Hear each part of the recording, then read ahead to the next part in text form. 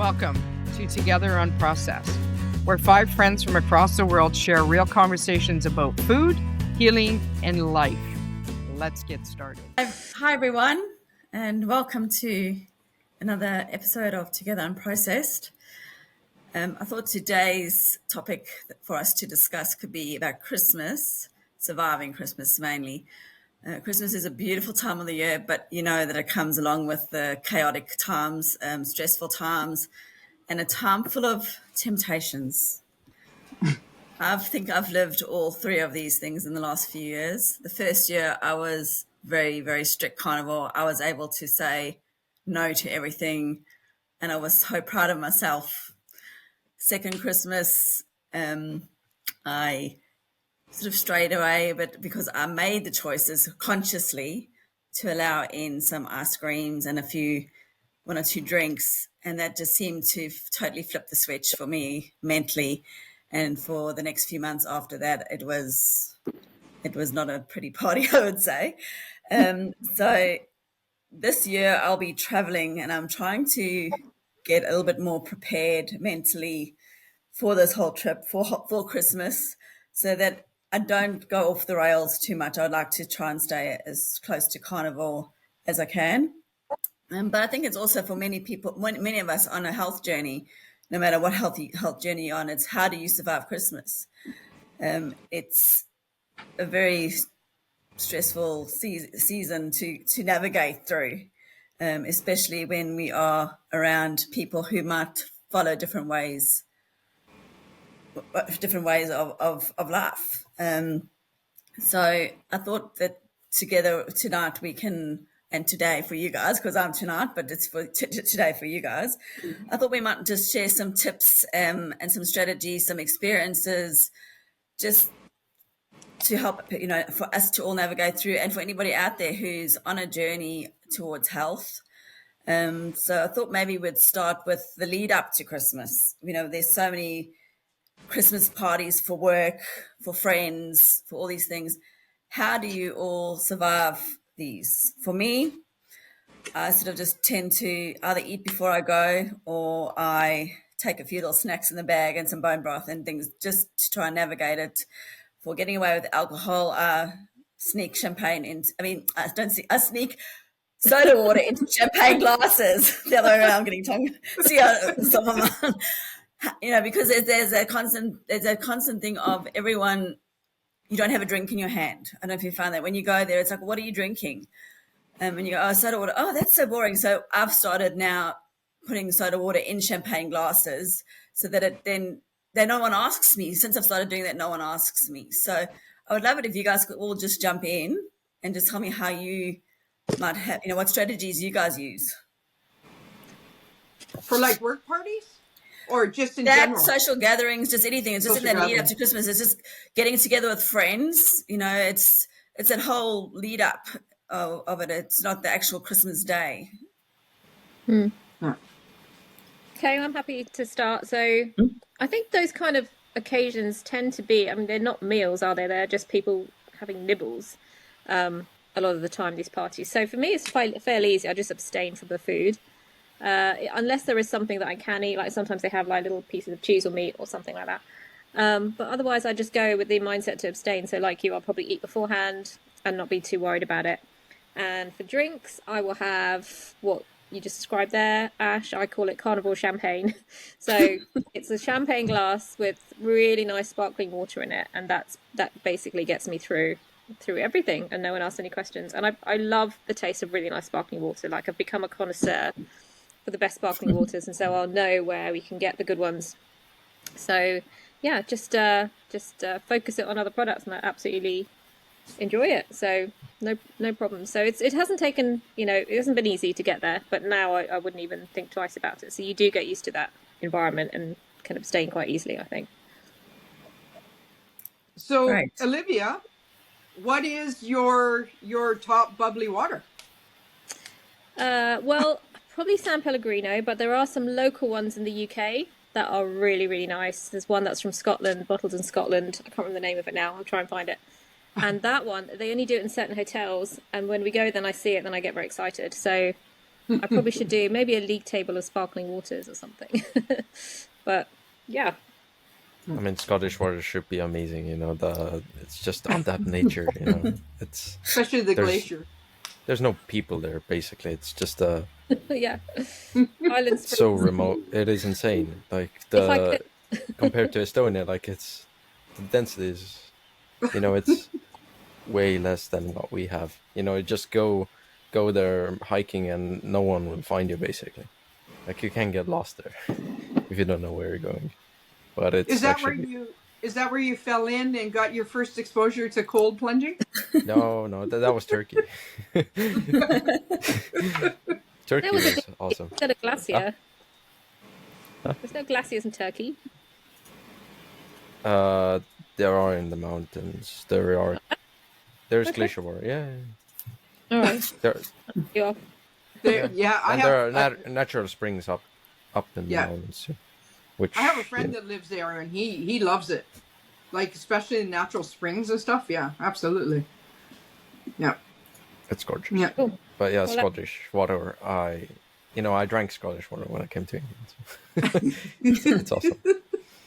Yeah. So I'll just talk a little bit about me. I usually fail. It's just one of those things that. And I'm talking about past and stuff like that because Christmas is coming up. And, it was one of the things that I would regret because I'd be sick and stuff like that. So I felt, if I'm going to, the foster parents, I'm going here, I'm going there or whatever. Sometimes I might dabble a bit and it's always cost me. And I've learned that, just like Olivia said, is eat before you go and don't indulge in that. And mostly the people that I socialize with or whatever now have like bubbly water or something there for me, so they know. And as far as a work party, I wouldn't go because I know it's like if I go into a grocery store, I have an issue still. And this is 3 years later, and I still have an issue. So it's just something that I know within myself. I just can't do it. So if I was to go to a party, I think I would adopt exactly what you guys said, definitely, or just don't go, because my health is way more important than some socializing party. Although I might care about the people, my health is still more important.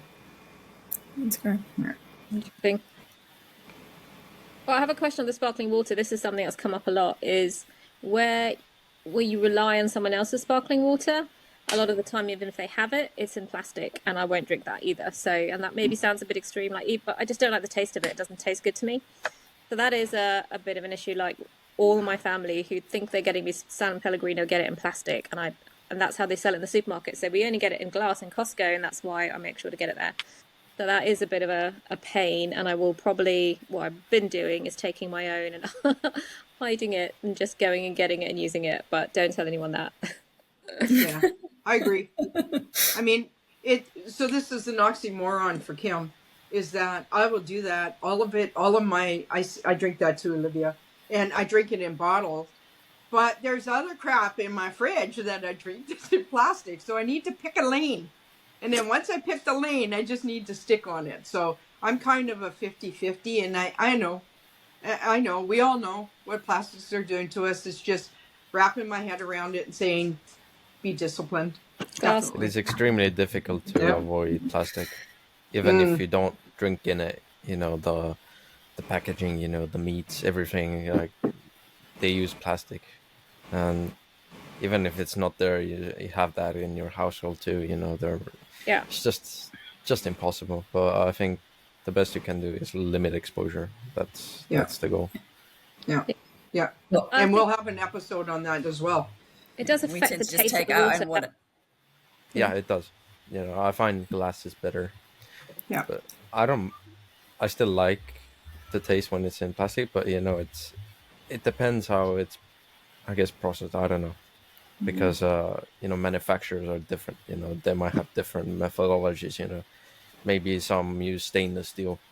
It's not all plastic. When they're treating the water, and BPA free. It comes into a plastic bottle, but it makes a difference. It does make a difference. Even if it ends up in being plastic, it's not the same. You have to consider the whole chain. Yeah.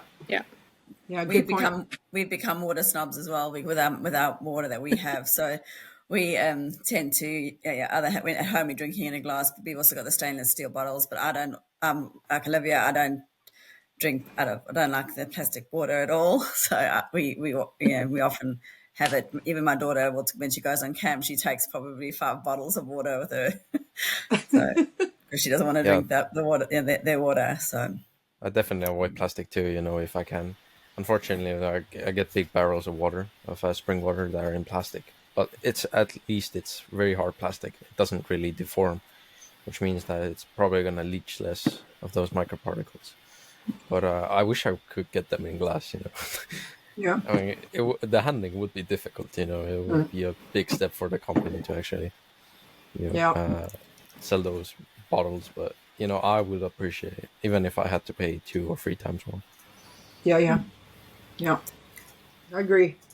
You got any Christmas parties in Estonia, and do you have any? Yeah, I have one things? coming up next Tuesday, I think, or Wednesday. It's on the 1st. So how are you going to navigate that? Just a breeze. For It's you. easy. It's so easy. Just going there, and I don't even have to eat. I can fast for a very long time too, and I don't care. I mean, I prefer if I have something to eat, like something that's carnivore and that abides by my standards. But I don't mind if I don't. It's not a big deal. And for drinks, I really don't care. I have no interest in alcohol. Even before carnivore, I had no interest. So it's an easy decision for me. And I usually drink sparkling water. And when I can, I ask it in glass bottles, So at least I get something good.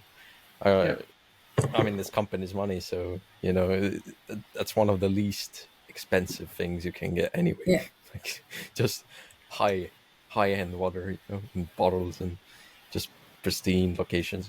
That's the price is tiny. It's a fraction of what a bottle of champagne costs, or like a glass of. So yeah. So all of you, I haven't been to a party in I don't know how long. And so when you guys do go to a party and it's one of those potluck things or whatever, like what kind of dish do you actually bring to that party? Like if you need to share something or whatever, do you do like a mean, really like a nice gathering? meatloaf? Yeah, like like what a do you gathering? bring to share? Yeah, a gathering. Yeah. I mean, I've gone to Beef other jerky? people's homes, but usually I cook. Yeah. You have some kind of parties or gatherings, so I bring the meat, usually 3 to 7 kilos. It depends. Wow. I cook it all. I bring my pan. I bring all my equipment, and then I cook. Like if they want to cook something else too, like I don't mind. I'm just saying, like, I'm going to do this, and that's what I'm good at it, so that's why. And they want me cooking anyway. So yeah. When we all get together, guess who's cooking? Yeah. But to be honest, I was at Olivia's place. It was pretty good. There you go. It was tasty. I guess it's kind of hard to ruin the meat anyway, unless you cook it well done and just chewing on a boot. Yeah. You can ruin it, but I quite enjoyed it at your place, and especially the appetizers. Just awesome. Yeah, that was good. So what we tend to do, which is similar to what we did when Hugo was here, is we make loads of cloud bread, and people like cloud bread whether you're carnivore or not. Everyone I know loves it. So we make loads of those. We cut them into like little squares, and then we either do them as a dip with I think we did a mackerel dip when you came, Hugo, or you can do like a salmon mousse dip. Mackerel. And you're using Greek yogurt there, so it's dairy, but you're not having that much of it. Or you can put them all onto the little squares and lay them out as like little nibbles. So I've done that and taken it to people's houses as well. And that works really well. The only problem is everyone likes it and then they eat yours and then you can't eat. You've got nothing to eat because you can't eat theirs and they've all eaten yours. So that's just the only kind of warning that comes with it.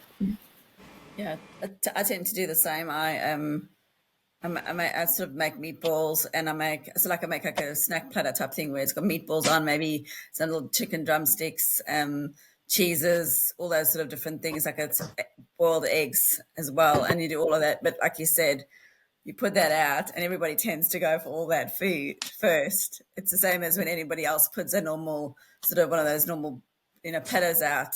Everyone always goes for the salami or the ham, all that stuff first, and you're always left with the biscuits at the end. Yeah. So yeah, it's like people instinctively know what's good. Yeah. It's like a statement right there, and it happens everywhere all the time. Like even when I was in the military, we had all these dinners we had to go to constantly, and I'll tell you right now, the first things that was gone was the meat. Period. Yeah.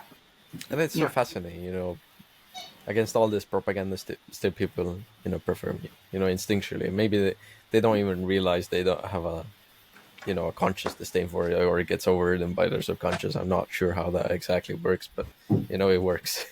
So, yeah, that's cool. So I was going to ask you guys now. So we've talked about food and everything when we go around. Do you guys still tend to, now that you have changed to a carnivore way of life, that you're finding that you're overeating at Christmas? Because that's always the big complaint. And prior to carnivore, you used to always have the starter, the mains, and then and then you sort of go into this huge food coma before. But I don't know if you guys have found that. But I think on the carnivore sort of way of life, we don't sort of tend to have that anymore, and I do quite enjoy that. But what are some habits or rituals or things that we could avoid, do to avoid doing that? Yeah, that's a good question. For me, when I love turkey, and I've asked this so many times, why the hell isn't anybody eating turkey? My goodness, it's one of my favorite birds, and I can I'll take the wings of a turkey or a drumstick and I'll throw it in the air fryer and make it so damn crispy that it's just you can gnaw on it for an hour, So ever since being carnivore, I've never been in turkey or Christmas coma or anything at all. Before, absolutely. And we know it wasn't the meat. It was the pies. It was everything else that went with it that would put us in the coma. And they say, oh, it's the turkey. What's that chemical in the turkey? What's that? I know. Yeah. They say, oh, it's that. And it's no, it's not. Because I eat a lot of turkey. Is it a serotonin precursor, or that's why? Yeah. What's it called? There's what is it in turkey that they say makes you sleepy? I've never found that. There are aromatic amino acids. Maybe it's called. I know the name of it. Tryptophan? No, that's an amino acid. But there's something. Yeah. Don't know. Never heard of that. Yeah, I've heard of it too. I just can't recall it right now. Yeah. Sorry, Hugo. What was that? Yeah, I just can't recall it. I know what you're talking about. Yeah. And it's never affected me ever. Yeah. I think but it's if you eat the whole rest damn of the crap. pie, I'm in trouble. I think it's the rest of the crap that's the issue. Exactly. My favorite part of the, of the animal is the skin. When it comes to poultry, that's the best part. Have you guys ever watched the Stuart on Mad TV or whatever? Stuart, his mom always calls him, and then when he goes to take a cookie, it's he's not supposed to take a cookie because he acts up constantly when he gets sugar in him, and he grabs a cookie, shoves it in his mouth. That's almost how I feel when I eat a piece of pie or whatever, and it's I have to stay away from that shit, or I'm in trouble, and I know I'm in trouble. Wow. I'm gonna post that. You guys can see what I'm talking about. If I got that, I would just spat it out. I wouldn't want it. So that's so so weird. But most people have this kind of issue. That's why they have to abstain. Well, you're my new mentor now, Hugo. I know why it doesn't affect me because it's part of my history. But I wasn't like this 10, 15 years ago. So exactly. Yeah. So are we talking about Christmas Day or party still? Pre-Christmas? We can talk about Christmas Day. Well, that's just in general, because when you, I know a lot of people tend to overeat at Christmas parties, but then also Christmas Day. So I was thinking now Christmas Day, because Christmas Day is when all the family members come over, and a lot of them. I don't know if in my family, not a lot follow a carnivore way enough, so they're either keto or they just normal standard, whatever goes. So how do you sort of navigate that? How is there, are there things that you do to cope with that? How, what things do you bring? Do you all just bring everything and then it's like, how do you share? How do you combine all the different meal requests at a party if you're hosting or going?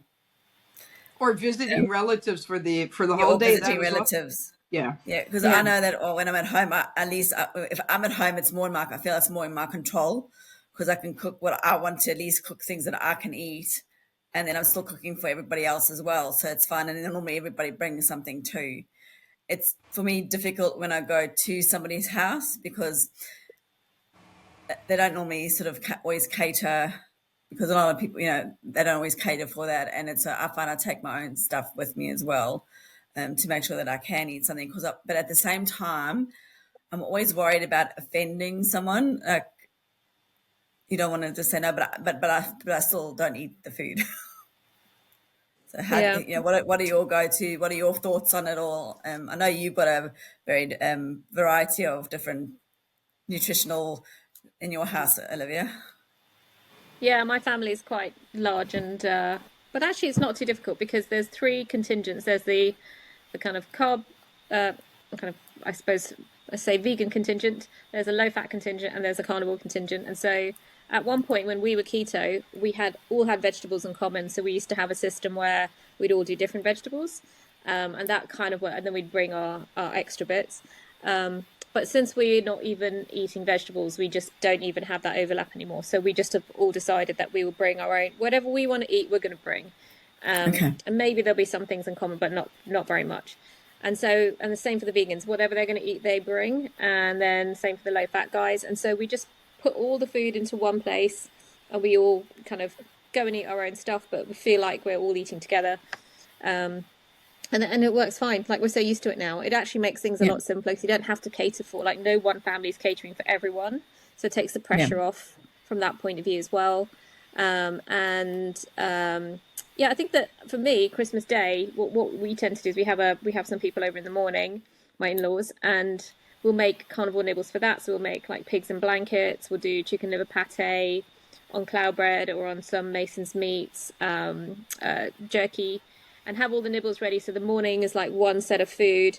And then what I look for, I don't really tend to eat that much then because I wait for what I eat on Christmas Day. We always have a rib roast or a tomahawk steak.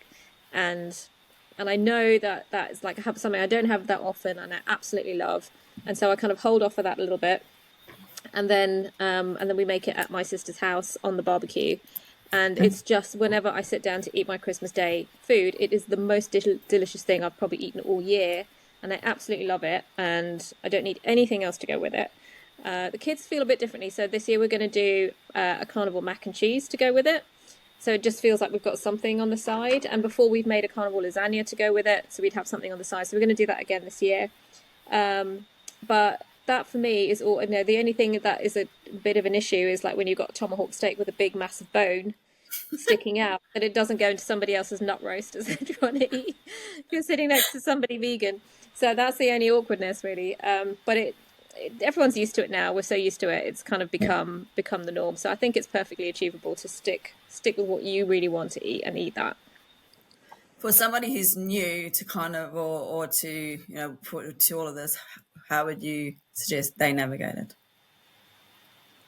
I probably would say the same thing. Like, just make sure you have the food you really want to eat, and you are less likely to be tempted by someone else's, kind of carrot vegetable dish or whatever it might be. Just have what you want to have, and then your mind will be focused on that because it's a special day for you, and so the rest is just all pales in comparison, really.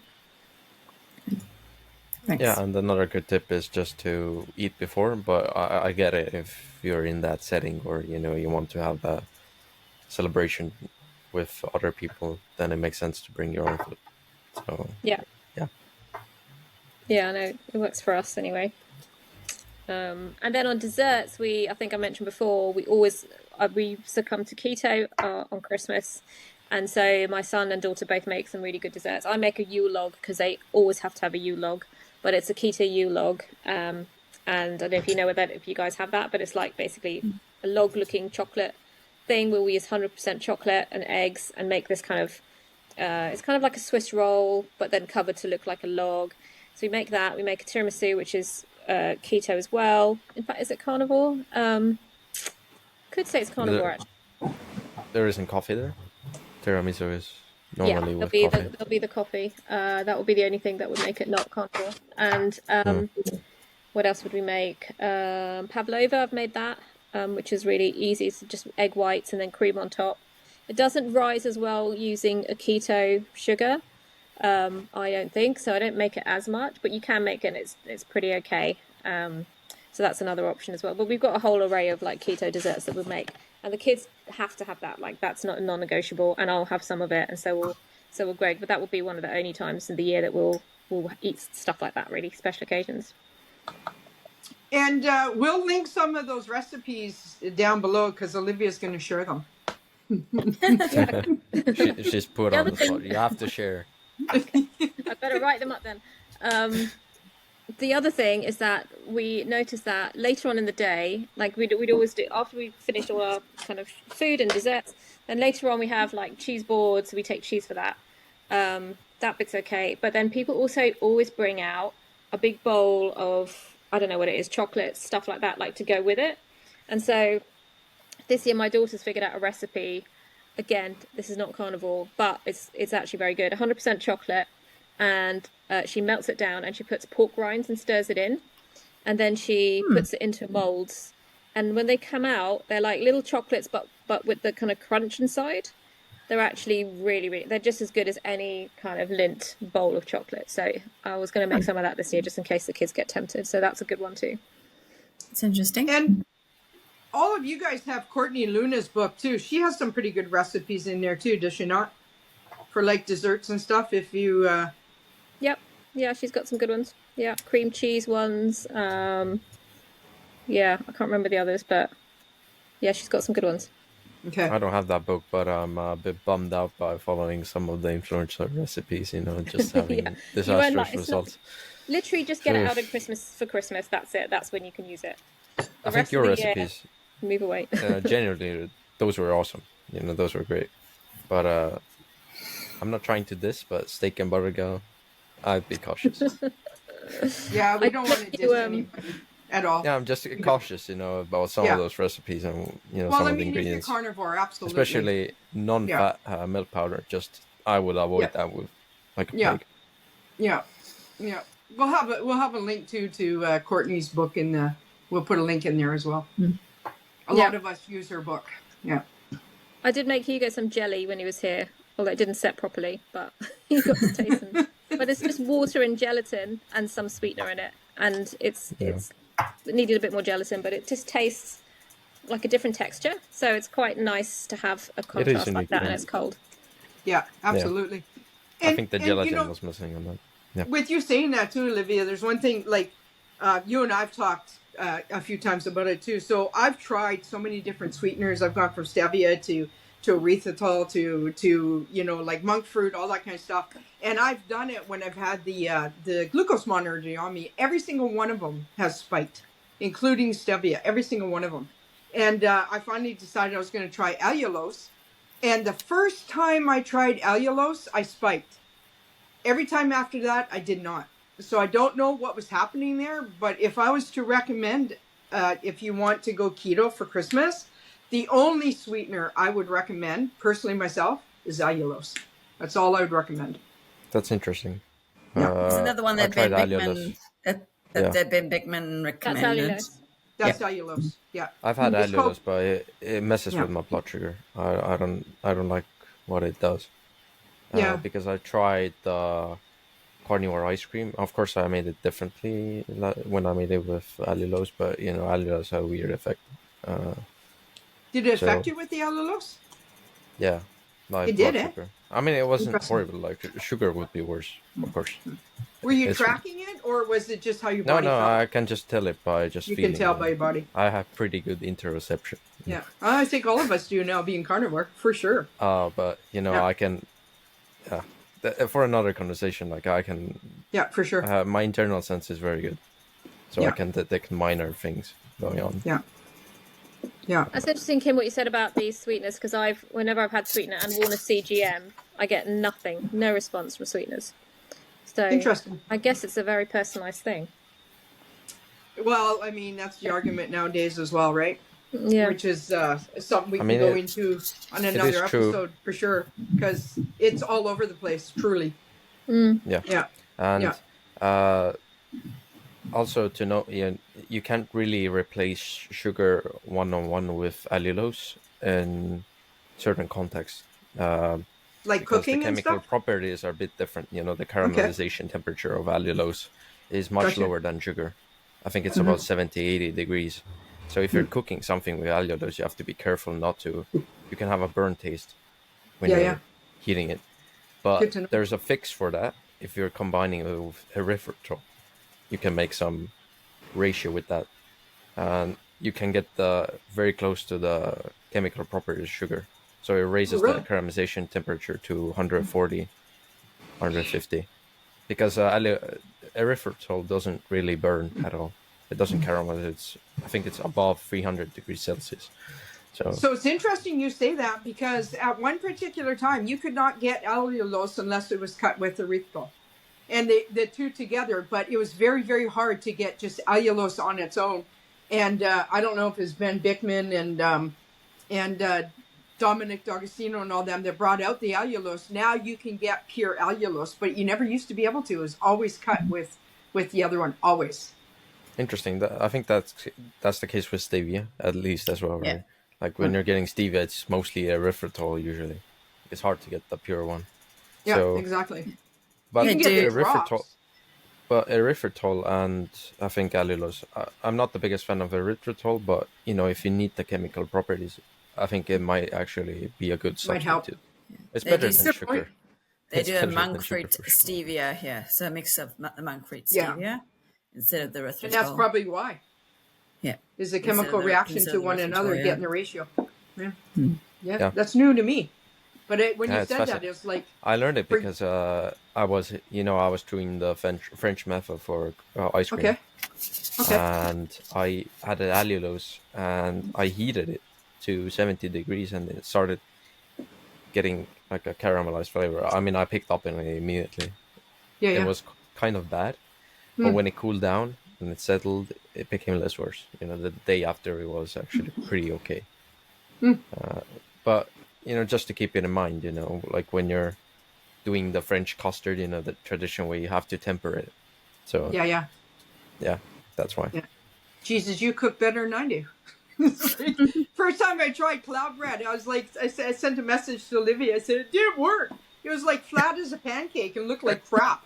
It's a learning curve. Next time, and my sister said the same thing because she was very excited to make it, and then she said it turned out like a pancake. So I just need to. I ate it. But still, I love it was cooking, not but cloudy. but it's hard to cook, when you're not eating the thing like that. Fell through the cloud. That's been an experience, And now Carnivore, you're limited, but actually I feel freedom. I don't have to deal with those things. I have more time for other things that are more important. And well, I made carnivore bread, and I swear to God, I need a wheelbarrow to move it. It was so freaking heavy. It's unbelievable. The one with like 500 eggs in it. Exactly, like 3 or 4 dozen eggs, and I was like, "What the hell?" I don't know if that recipe was, if the recipe was the issue or was you. No, it was Kim. Because it can be it's both, always Kim. It can be both. That's what I'm saying. Like, I love the metric system because it's more accurate. I hate volume measurements because you can't really replicate those. I've tried. So stick of butter and a cup of this. I'm like, oh my God, just give me the grams. Yeah, exactly. Same, right? Same. Yeah. And be specific, I actually would love temperatures or, you can really nail something if you go that deep, and make it reproducible. So it is more like a science, but, it's at least you get the result you want. So here in Canada, we're half and half. So we changed to the metric system. It used to be the old system, the same as the US, eh? So an ounce changes over. And he said, well, just multiply it by 10. Like somebody at my age is when we did the switch. Confusing. And it's like some things I know in metric and some things I said, no, just give it to me in pounds, please. So much easier. It's like so how confusing. does that work? Like, are your traffic signs like, Oh is the no, speed it's all limit you all have in metric. both? Yep, Okay, nope. metric. Nice. No, it's all turned nice, over to good. metric. Yeah. Metric is but it taking took over. a while to get there. We need to convert we need to convert UK and US too. Yeah, exactly. You go to the US and it says 80 miles per hour. And it's like, shit, man, I may as well be going backwards. And so that's miles per hour, not kilometers, Kim. Okay, I get it. So what about like wellness habits, Ash? Well, wellness habits. For me, I like to keep it just doing some walking and just doing a few bits and pieces to keep that motivation going, to keep it so that you're not then tempted by all those things. Because it's when you're sitting around just relaxing with everybody that it's just like, oh, let's go pick a piece of this, or just go sneak that in. So I found that like just going for a walk, or I might try and include the cold plunging. I don't know, this year is a little bit of a habit, but just establishing those little habits to try and get through things. That's for me. And just all, we also just all relax afterwards, read a book, or just have we all sort of after meals escape to a room. Just to do that. I don't know what you guys do. I don't agree on the plunging. Sorry, Olivia. I was just going to say on the plunging, that's what we've been doing for the last few years. It's just on Christmas Day we plunge, and that's a rule. So, and it's just nice. It's nice to start the day like that. It just gets you all refreshed and woken up, and it's normally a pretty cold day. So if you've not been plunging up until then, you're going to find it a bit hard, but you still have to plunge on Christmas Day. It's obligatory. If we were near the sea, I'd run in the sea, but we're not near the sea. Well, I might have to do the sea this year because we're going to be traveling. So I won't have the cold I won't have my wheelie bin to do my plunging. So we might have to go in the ocean. It's going to be warm though for you. I know. Jokes on you, Olivia. I have the sea, Justine, but it's a dirty sea. So you can still get in the sea, Hugo. Just get your butt in the sea on Christmas Day. That's what I say. no, if I'm gonna get in, I'm gonna record it. Yeah, good. I expect so. Looking forward to seeing it with this awesome camera.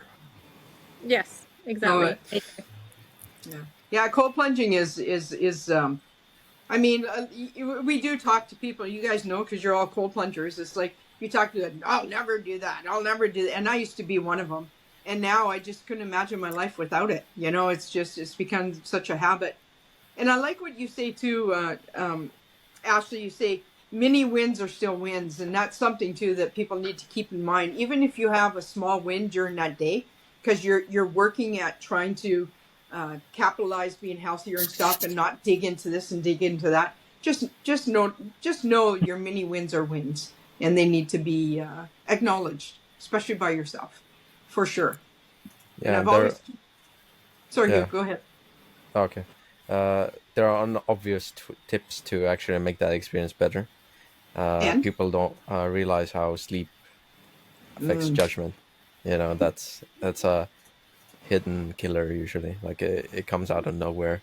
If you're sleep deprived, you might have cravings or you make worse decisions under that. And most people are not good at judging how their performance or how their competency dips when they are sleep deprived. And they think they have better judgment than they do, and it can create a situation where you might binge or crave something that you're not supposed to actually eat. That's not aligned with your goals for health and wellness, right?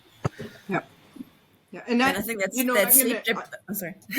No, go ahead, Ash. Go ahead. I was going to say that sleep deprivation also leads to then the stress of amplifying the stress of Christmas, of having people over, of whatever's going on around, of getting everything ready on time so that everybody eats on time. It amplifies everything. So I definitely agree with Hugo that sleep deprivation definitely doesn't add to the whole keeping it peaceful. Yeah.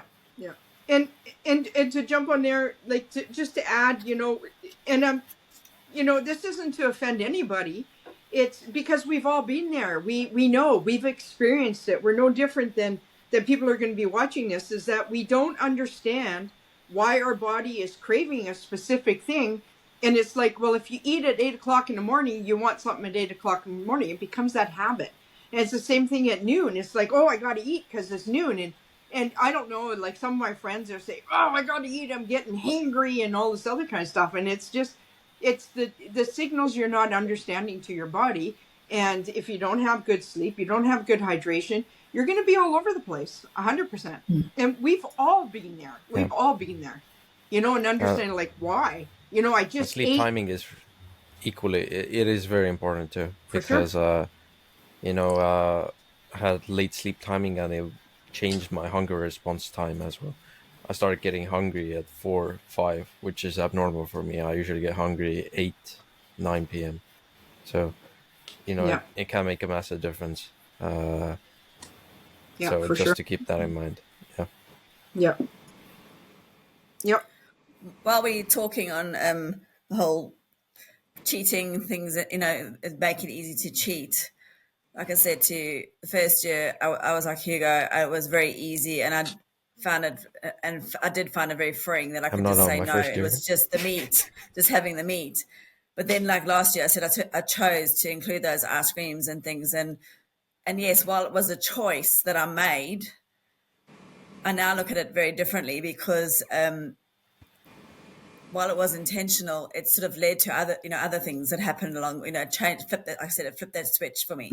That whole mindset changed where it was okay then to sort of allow things in, which I never ever wanted to do. So I've realized that I need to be an abstainer. I cannot do moderation because, and this is an argument I have with a lot of people, is just everything in moderation. But I go, well, what is moderation? Because for me, moderation is a whole block of chocolate or whatever it is. It's not just one block, whereas, somebody else, so it's one block. So I realized I have to abstain. So what are your thoughts on that? Can you do things intentionally and I go have that and then the next day flipped back, no problem? Or are you, can you moderate, or is it abstaining for you guys? Not in your life. The same meal. I can do it in the same meal. Yeah.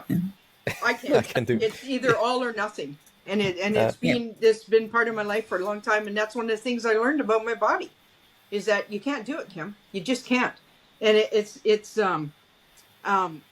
like I said before, like if I was to have a piece of, like at Thanksgiving or stuff, if I was to have a piece of pumpkin pie, I want another one and another one and another one, and it just leads to disaster, So yeah, I'm the same way. Is I just need to not do it. I mean, I can occasionally maybe have an apple or a pear or something like that, and I find that I can recover from that very, very quickly.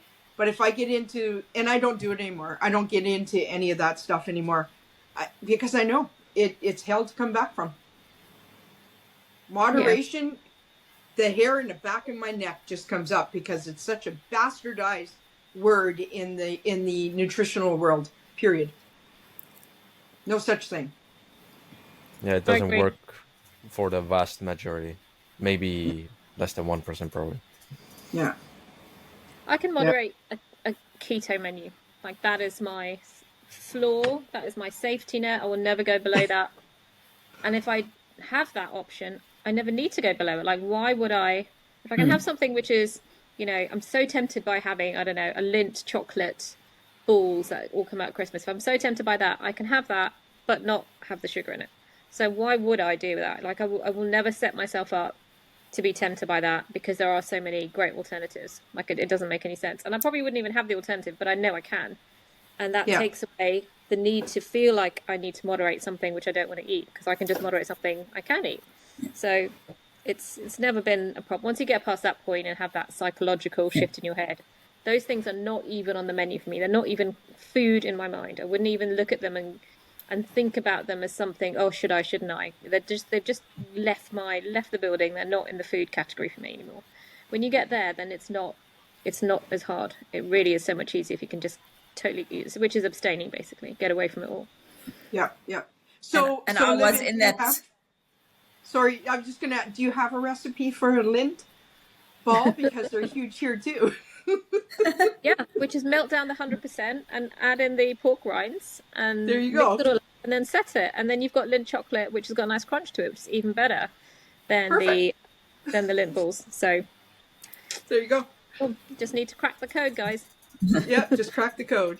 Sorry. I was where Olivia said I was like that, where there was no middle ground. I didn't see it as nutritional, and I still don't.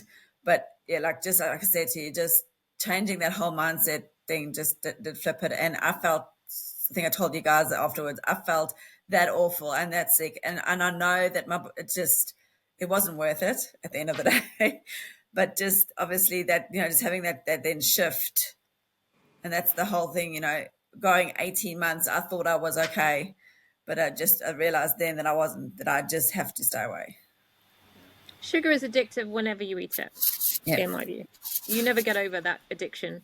And it is an addiction, and it is that, I suppose, I think Dr. Chavy talks about it, like how much is moderation, when he talks about, like with cocaine and all those different things, what is with somebody taking drugs, what is the limit? It's still, at the end of the day, you're taking and you're poisoning your body little by little each time you do it. Yeah. Yeah.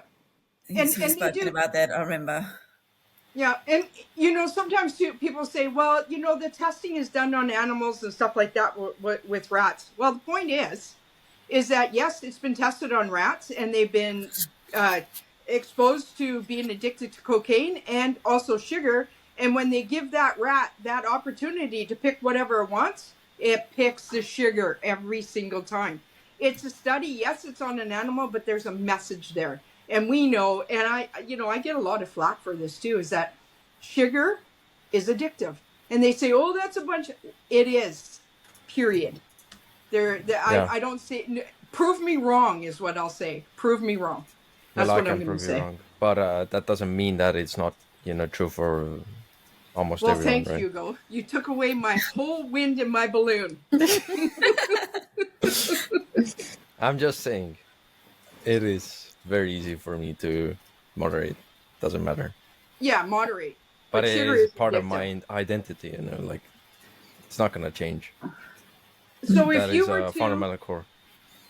Okay, so that's great that you brought this up. So if you were to, and if you were to resort back to the way you used to eat, and if you were to eat like a chocolate bar, say, you would not have a trigger in your mind. That would not trigger you. You'd be able to say, and this is mind over matter. You'd be able to say. I actually did try chocolate. It was high quality chocolate, but it had sugar. And no, I don't care. It actually made me feel bad, kind of. Yeah. I think the cacao and just I felt weird eating that, and it didn't cause anything. It's just non-existent to me. It's just an experience and the experiment, and that's it. So how did you get there? How did you get to that? I mean, this is very interesting. Is like, how did you get to such discipline that you were able to try and say, nope, that's not for me, and not have those triggers in your mind saying, I want more, I want more, I want more? That's a very long story. But, it probably is. It was multiple. I mean, that's something we can talk about in the future too. But I think that's very intriguing. I think that could be very beneficial to people that are carnivore. Like if there's a way that we could navigate that and get to the point that you're at, I mean, that's admirable. I think that's pretty cool. I'd love to. I built my identity from the ground up. Okay. So that's why. Okay. And it took 6, 7 or more transformations at different points of my life. So Hugo used to be like a can dancer. No, not that kind. No, but I wasn't like this at all when I was a child, or even teenager, or even just a couple of years ago. I didn't mean to share secrets. Yeah, that's not a secret. It's just Olivia's imagination. Don't listen to it. Well, I mean, but basically, I was very different a couple of years ago too. Yeah. Oh, me too. So 100%. and those are internal transformations. Those are not visible outward. Like if they're visible, then they're, you know, like extremely powerful inside. Or, you know, not everything even will be visible, you know. Like people will say, you haven't changed, or I don't notice anything. Who cares? Your opinion doesn't matter. What matters is what is actually true. You know, it's very, very What has interesting. internally changed. When I was serving, I did a lot. I did a lot of different stuff. And I mean, I was running like 10 kilometers a day. There's a lot of stuff that I was doing because I just wanted to be the best of myself, because I was in the military, right? And I never ate a lot of junk food because I knew it would inhibit me from doing what I wanted to do or what I wanted to accomplish. And I knew then how it affected my body, but I wasn't always aware. So if somebody say like have a bag of chips or whatever, it's like, no thanks. You know, I ate vegetables, I ate my meat and all that other kind of stuff. But when I got out of the military, everything changed. And that's where I really fell apart. Is extremely intelligent. You know, it's not to be underestimated. I had the similar experience with seed oils too. I avoided them subconsciously. Or at least the best of my ability, you know, at that point of time where I just didn't know more better. So maybe it goes back to what we have been preaching forever is know your why. Yeah, because if you know your why, you're not going to betray yourself, right? You always go back to the foundation, your why. Why you started this. And cheating and going off the diet, that's purely a mindset thing. Yeah. You know, absolutely. Cheating is when you're going 100%. Against your identity, your principles, the values you have. Self-sabotage. Yeah. But off diet, you know, that is not like if it's a conscious decision, you have made that, and true enough. You know what it is. You've encapsulated it. You understand what the effects are. That is informed consent. That is, you know, by definition, you're aware of the situation. You're self-aware. And there's no issue. Yeah. Powerful, very powerful. Absolutely. Yep. And that's how you come back. That's how you come back from cheating. Is go to the foundation. Go to where you started, like your why, and start there again. Like, why did I do this? You know? Yeah, when I had those apples at my, countryside home, no problem. Like, next day I went full cardio. Like, I ate a lot of meat, and I couldn't care less about those apples. I'm just fine. I will say this: happy that they didn't affect me. When I do fall off, and I say when I do because I do, is not all the time, but I do. I crave my meat and fat. Huge. I really do. I want to get back to it because it just, I don't know whether my body's talking to me. I don't understand it. I just know that if I was to, have like maybe one of my biggest downfalls, as everybody knows, is sourdough bread. But if I go off, I know I immediately start craving my meat and my fat again. I do. And I can't. It's the same for me. When I had those apples, I actually I had more hunger for meat. Yeah. That is nutritious. That's where I know that's healthy and that's good for me, and there's no issue with eating it. But it's not the same case with other things. Yeah. Interesting. Well, that could be a whole other topic in itself. So I've got a question about Christmas. What do you guys do if you're given presents that you know you will never be able to use because whatever, they're the wrong kind of food or the wrong kind of like product or whatever it might be? Do you tell people? Do you tell people beforehand? And what do you do if you get something like that? Do you know anyone you can re-gift that stuff to? If not, what do you do with it? And we're talking about consciously doing this and not wanting to offend somebody, and how do you do it? Yeah. Right? Are you including all that as well? Absolutely, yeah. I mean, obviously if someone just hands you a gift, you're not going to say, sorry, I don't eat that. But how do you prevent that from happening? Or how do you say to them maybe somehow, between now and next Christmas, we don't use that stuff. Like, there is no point you giving me a big bag of potato chips and chocolate and, 2 bottles of wine we don't drink, and like deodorant products that I'd never use, and not because I don't use deodorant, but because I use a safer version. But, you know, all the kind of commercialized stuff that we've taken out, you know, we've had this period of becoming so unprocessed, and then at Christmas people will just buy very standard things and just hand it to you and say, there you go. It feels wrong to me to just accept it and not say anything, because they're just going to keep doing it every year, and we've got to like send a message somehow that isn't necessarily what people want or will use. So I feel like out of principle I need to say something without being offensive, but getting the kind of balance right between those two things can be a bit tricky. So I wondered if anyone else had come across that. I have a lot to say about this, but I don't want to override the conversation. I'll say it. I'll say what and I certainly adopt this, is that those who know you well, and out of respect they would not give you those gifts, number one, because they know your lifestyle, they know who you are, they know how you live, they know that you're an influencer, they know all this kind of stuff. So out of respect for you, they would not give it to you.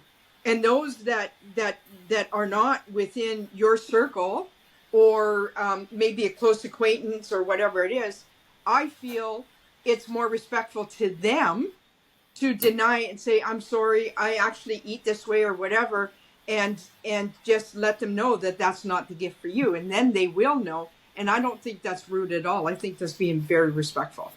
That's how I'm coming at it from. I mean, it is true. A gift is supposed to be something that you would actually want, you know, appreciate. You know, would something that's goes against your values be a gift, really? Exactly. Maybe it's framing that. Yeah. But it doesn't mean, you know, there's usually good intention behind it, you know, a gift. So I get that nuance too. I think that needs appreciation. I think people know how I eat, but they just either forget, or they think, oh, they'll have a day off or something, you know, so they'll get something really stupid like I would never ever eat. Or to be fair to people, they don't know that, you know, we've taken all the chemicals out of our toiletries, all that type of stuff. So they'll buy very standard commercial products and not think that anything of it. I can understand that, because I don't go around telling people that. So it's just how you prevent that from happening. Like, I don't think it's right to just accept it, say thank you, and never say anything about it. You know, I think you should say something, whether you say it then, because you don't necessarily want to feel ungrateful, but maybe before the next time they give you a gift, you figure out how to plant that seed. That's what I'm trying to work on right now. Yeah, that's a good point. I mean, most people know just give to an animal charity for me, and that's the best gift they can give me, period. And I mean, making definition about it, but I mean, that is a conundrum. What's the word I'm thinking? Conundrum. Thank you. I mean, because it's, you know, you do have people in there, and you know, truly, like Hugo said, the intention is so, you know, they're just so happy and pleased, and it does something to them to give you a gift. So how do you? That's a good point. Like, how do you? I mean, in my world, all my friends know is like they'll buy me a meat box, or they'll give mostly to charity, which they know means more to me than anything. So yeah, it'd be interesting to hear what Ash and Hugo have to say about that. Come on, Ash. Ash, wanna go first? Well, because we in our house, I'm the one that follows the Carnivore way. A lot of my family are still they're more the keto way. So normally when we do gifts, one of them will have something, even though it's not what I want them to eat. Otherwise, yeah, so that they'll probably do, you know, if it were a food thing, like a chips or something like that, they'd probably have it. Or, you know, if they went to a birthday, if they went to friends, they would take it over to friends, because a lot of their friends also don't, you know, that none of them follow the way of life that I do. With regards to telling people, I probably agree with what Hugo and Kim have said. Probably wouldn't say it on the day, but I would probably before the next time just sort of hint at that. Or, but again, a lot of my close friends do know what I'm into. They know that I love my, you know, the type of books that I like, with the self-help books or my fermenting books or just things like that. Or they'd ask me. So yeah, and again with the products, we are very clean as well. So I tend not to buy all those products for people now either. I'm very conscious of what I buy people too. If I'm not going to enjoy it or like it, I won't buy that for somebody else. Let me tell you about Thanksgiving. Yeah, same. And Nice. when the gift is bought, when it's already paid for, it's not really like you can't retract that. So I usually, I would give away those gifts to someone else. Yeah, but at least they get use, and it's not thrown away necessarily. There's a lot of drives out there for the hunger and stuff like that it can go to as well. Yeah. So that's the and downside. You can let them know. But the best gifts are when people ask me directly, because I know what I want. If they're providing for that, like monetarily, of course. Yeah. That's the best kind of gift, and since I've been carnivore, I have had more of those gifts coming up. Those are much better. You can get what you want, but it's a real gift. But the point of a gift is something that addresses your need or want. So yeah. But as we've also got older and we do go to things, I think everybody's becoming more conscious of costs of things as well, costs of living. So a lot of the time people are doing more like Kris Kringles, and we're doing more fun things, nicky-nacky things, and sort of staying away from food stuff and all that sort of stuff, where it's more, just we putting a name on a hat, or we tend to focus on the kids. Even in our household, I've taken a big step away from Christmas being the main event of the year. I've started focusing on birthdays, where birthdays are more important than Christmas, where we don't have to, where Christmas is not about the gift, but about being together, about sharing that time. I'm just sort of refocusing it where it's not all about the gift giving too. Which a lot of my, and it's also helping with a lot of friends and family as well, because we're all in similar situations, where it's like, well, don't buy me anything. Let's just get together and let's just be in each other's company. And that's what I've started doing. So instead of people buying me gifts, I'm like, please don't buy me anything. How about we just bring stuff to share at the meal and just be together. Yeah. And those are more enjoyable, the get-togethers, and that's the point, It is tricky. Is most just people, a side. Yeah, thanks, Hugo. Yeah, most people I've spoken to, we're all in that thinking, but there are some people who just put their foot down and say, well, I will be buying you whatever I buy you. I'm like, okay. And I'm doing it for me. I like to give gifts the way I like to give gifts, and if you don't want them, that's fine, your problem. But that's how I do Christmas. I'm like, okay.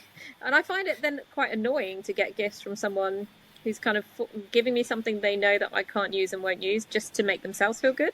Like, that's a weird reason to give a gift. But anyway, complicated families. I don't think that's how philanthropy is supposed to work. Well, obviously not philanthropy is my point. Okay, I'm not going to bring up the person. Anyway. I'm going to ask one more question, because I'm going to ask one more question, and then we can probably start wrapping this up, because we're getting close to the hour. And I know Hugo will be able to help with this one, is traveling in Christmas. So when you travel, when you're in your own home, you're able to sort of control it. But when you actually start traveling for Christmas, it's different, because I feel like that whole control is taken away. You're on aeroplanes, you're in hotels, or you're in unfamiliar surroundings, to then go and find food because you don't know what it's been cooked in, all that sort of thing. So how would I know that I'm going to be taking some essentials with me when we travel, of things that, again, like I mentioned before, my bone broths and a few of my essential things that I like. But how do you sort of navigate? I know Hugo is a big traveller and he goes travelling a lot, so he has been able to sort of navigate that a bit better than we can. So I just would like that perspective, because that a lot of people do travel for Christmas, and that's where you get that hiccup. So you might not have the family and friend side of things, but you've got the travel side of unfamiliarity. I think I can take this up then. Yeah, I get why traveling, traveling is changing your environment, right? So that's why a lot of people fall off, that their environment changes and it's a new set of rules, circumstances, and, it feels different. And even though they were following a diet, they were doing some practices that usually, uh, get shifted, skewed, based on that environment. And, people usually succumb to cravings or, uh, their desires. There's a there's ways to make it better. When I travel, I usually like to get Airbnb. That's because you can get someone's home basically, and it has a fully equipped kitchen. Usually, even there's some pot or pan you can use, even if the pans are Teflon, or another non-stick material. At least there are stainless steel pots almost invariably, which are completely fine to cook in. Like there, no issue with that.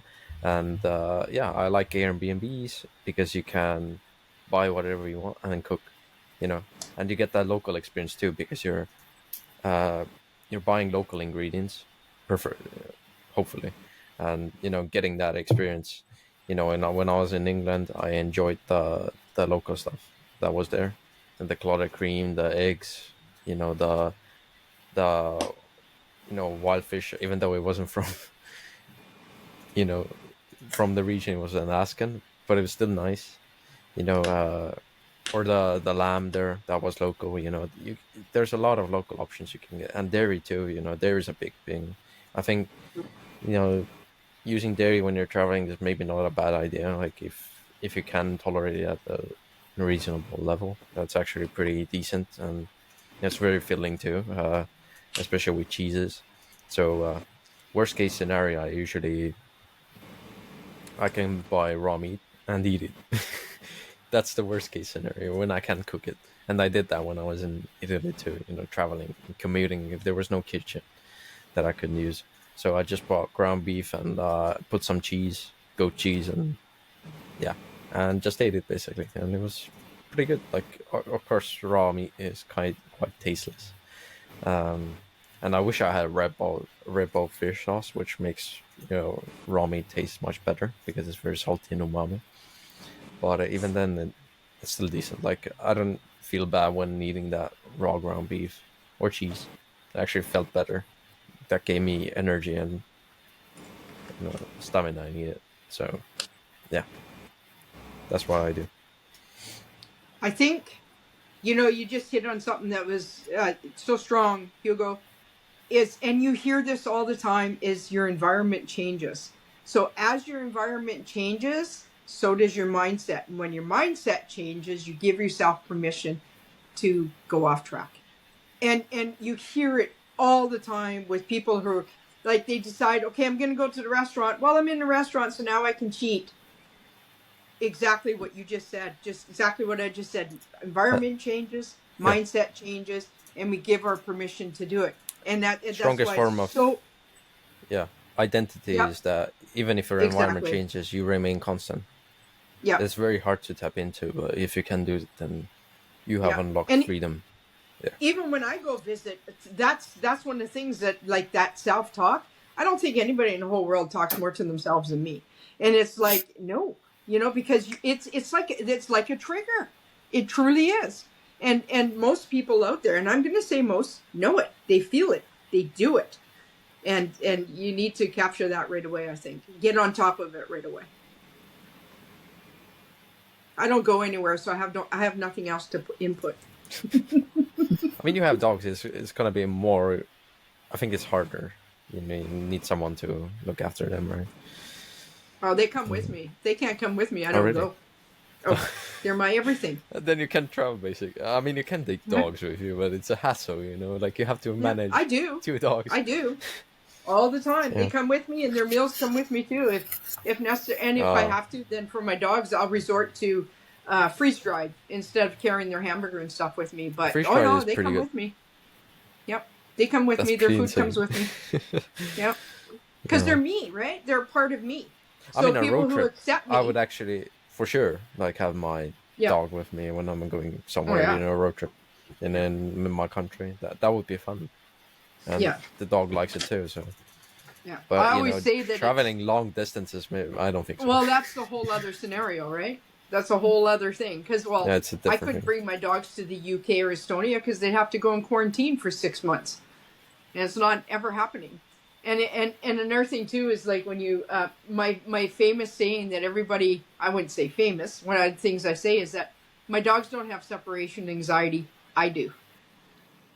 They're fine if I leave them, but Kim's not. I'm a freaking mess. Especially when I got rushed to the hospital, I had to go in my first ambulance ride in 62 years.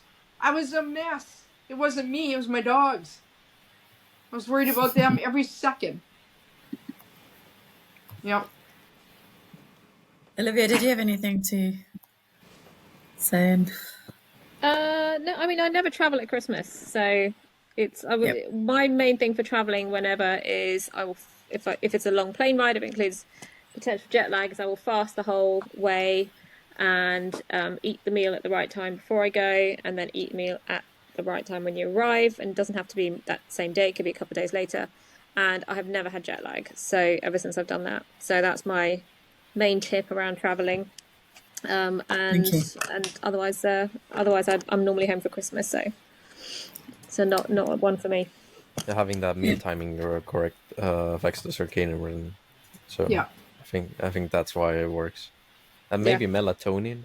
I haven't personally taken it, but maybe if you're traveling like maybe anything larger than 6 or 8 hours of difference of your time zone, like that is huge. So might be worth taking it. I haven't, but it would be an interesting experiment. Maybe a low dose and see if that helps with jet lag. Well, blue light blockers like the dark red will help more than any melatonin you take. It is 100%. It's very good. Yeah. When I wear blue blockers for 2-3 hours, even if I go to sleep late, like 1 or 2 a.m., it will not shift the circadian rhythm as much. I've done it. It definitely does that. Yeah. In my experimentation. So. Yeah.